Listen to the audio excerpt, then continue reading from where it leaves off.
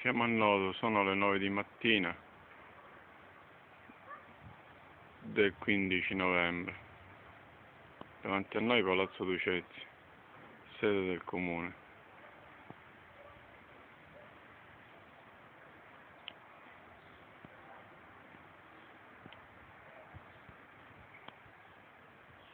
Alle nostre spalle il Duomo.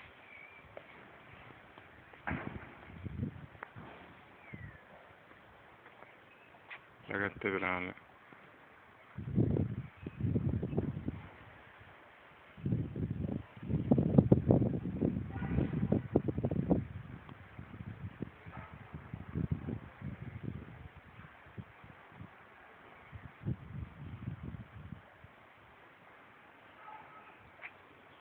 Con la sua scalinata.